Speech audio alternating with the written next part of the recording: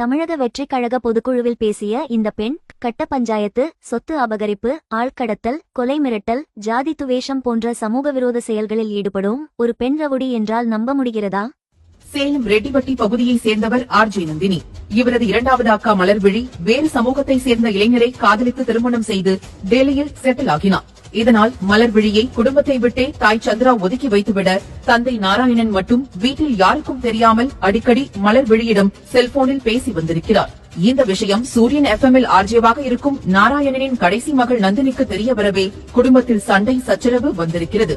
இதனையடுத்து டெல்லிக்கு புறப்பட்டு சென்ற நாராயணன் அங்கேயே ஒரு வாரத்திற்கும் மேலாக தங்கியிருந்தார்.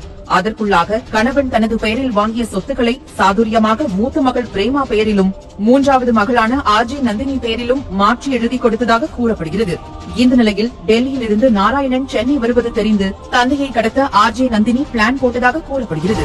நண்பர்களை வைத்து பக்காவாக பிளான் போட்டு தந்தையை கடத்திய RJ Nandini new life recovery என்ற மறுவாழ்வு மையத்தில் அம்போவென அனாதை போல் விட்டிருக்கிறார். இதற்கிடையில் தந்தை வீட்டில் இல்லாததை உறவினர் மூலம் அறிந்த மலர்விழி நீதிமன்றத்தில் ஆட்கொணர்வு மனு தாக்கல் செய்து நாராயணனை மீட்டு மலர்விழியிடம் ஒப்படைத்தனர்.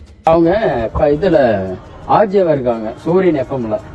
என்னை க்ளோஸ் பண்ணிடணும் அப்படின்னு அவளும் ஒரு வார்த்தை என்னை விட்டா. யாரு? நந்தினி. அத்தோடு தன்னை கடத்தி கொடுமைப்படுத்தியதற்கு முக்கிய காரணமான தனது மகள் ஆர்ஜே நந்தினி மீது உரிய நடவடிக்கை எடுக்க வேண்டும் எனவும் தெரிவித்தார்.